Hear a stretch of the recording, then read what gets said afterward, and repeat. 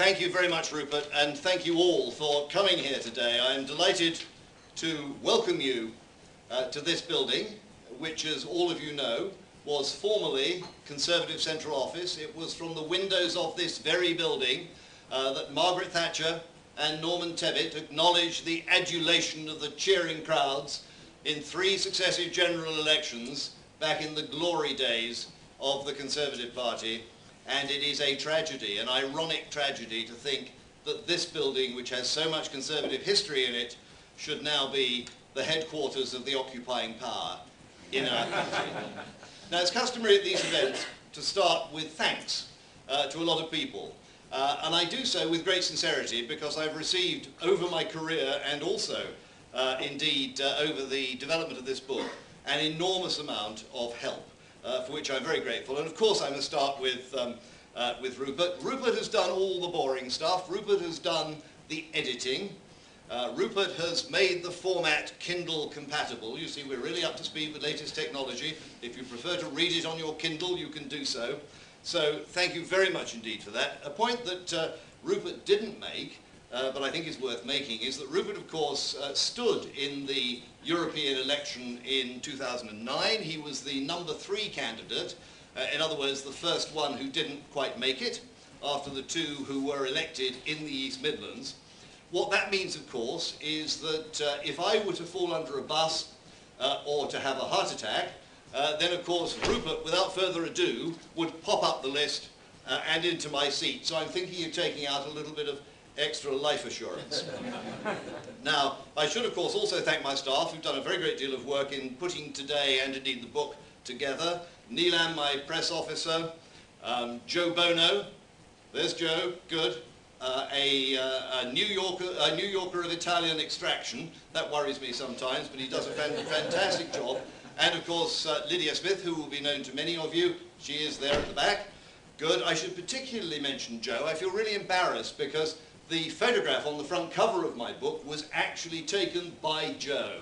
And I regret to say, Joe, I forgot to put the photo credit in, so I'm afraid you'll have to make do without that.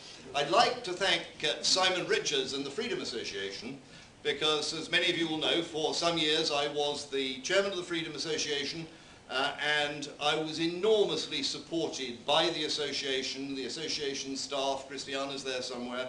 Thank you all for what you have done and contributed to my career, such as it has been.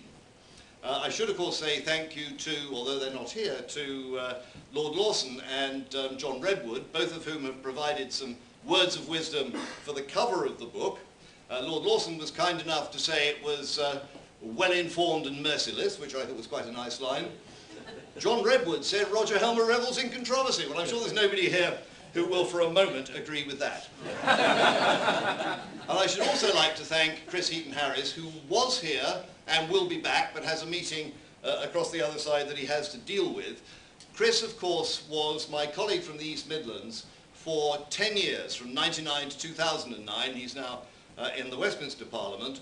And his comradeship and friendship and help and support have been enormously valuable to me. He didn't have any direct contribution to the book, but he had a considerable contribution to the career that led up to the book. Now, when I was looking for a theme for the book, it seemed to me that skepticism was the obvious linking theme. And I asked myself, how did I get to be of a skeptical turn of mind? And I will turn here to a subject I almost never speak of, which is my early youth. Because I was born into a family which is at the nonconformist end of the Protestant spectrum and takes a very literal view of the Bible and a very harsh view on social issues. Of course, as a child, I accepted that without question, because you do. You just agree with what your parents tell you. In my early teens, I started questioning it and saying, well, how do they know what they're telling me? Well, they read it in the Bible. How do we know that the Bible is right? And this launched me on a period when I was heavily engaged, first in the family and then with the elders of the church and eventually at university, in debating that particular issue. I say I don't mention it very often, and one of the reasons I don't mention it very often is because Bill Newton-Dunn, of unhappy memory, learned that I was brought up in such a family, And every so often he sends emails around the European Parliament saying, Helmer's extremely strange views on the European Union are nothing to do with politics. It's all to do with the fact that he is a religious mole in the Parliament and that he believes that the European Union is based on the book of Revelation and is the Antichrist and like that. This will come as a surprise to people who know me. I was recently described as a high church atheist, which is a description I would not disagree with too strongly. Certainly I agree with Prince Charles in his position on the Book of Common Prayer and the King James Version, even if I can't always agree with him on other subjects. But I found myself thinking today, or earlier this week, what is the opposite of skepticism? It's one of those words that doesn't seem to have a convenient opposite. Perhaps gullibility, although that seems unkind. Perhaps true believer status, and we get plenty of true believers in Brussels. I think the nearest I can find to an opposite of skepticism is consensus. And certainly in Brussels you will find consensus. And most of the people in Brussels agree that whatever the problem, the solution is more Europe. Europe is in trouble, we need more Europe. The euro is crashing, we need more Europe. We need more centralisation, we need more bureaucracy. That will be the solution. That is the consensus in Brussels.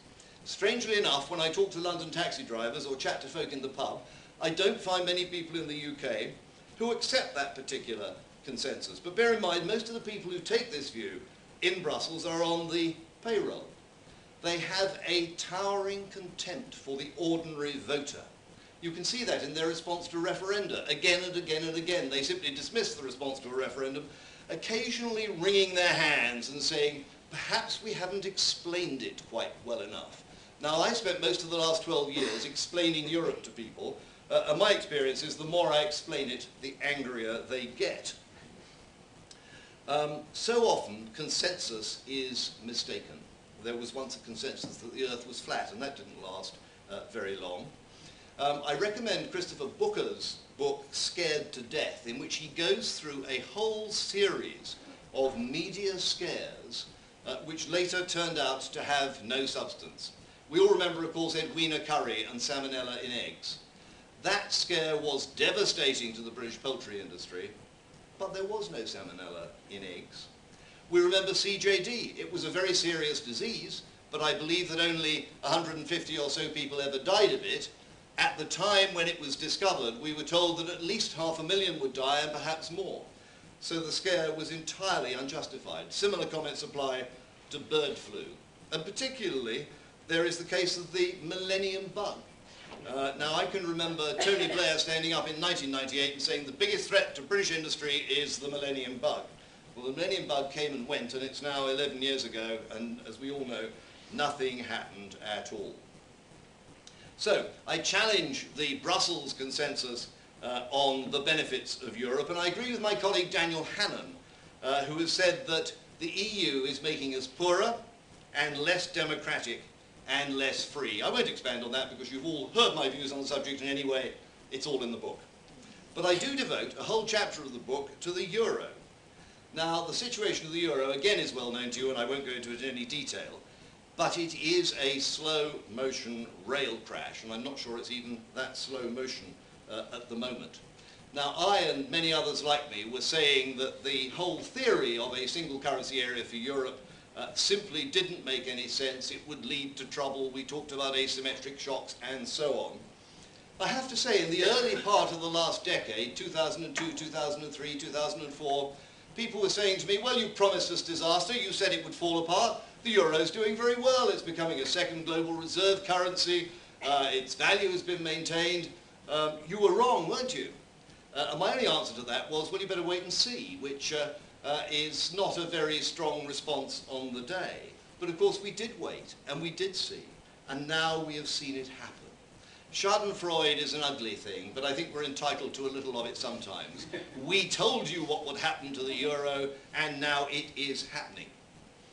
The other issue of consensus, of course, which has engaged me for the last 4 or 5 years or so, is the whole question of climate change. We are told that the IPCC represents a consensus of scientific opinion on climate change. And here I'd like to quote Michael Crichton, The older amongst you might remember the Andromeda Strain, and the younger amongst you will remember Jurassic Park, and of course Michael Crichton was the American novelist.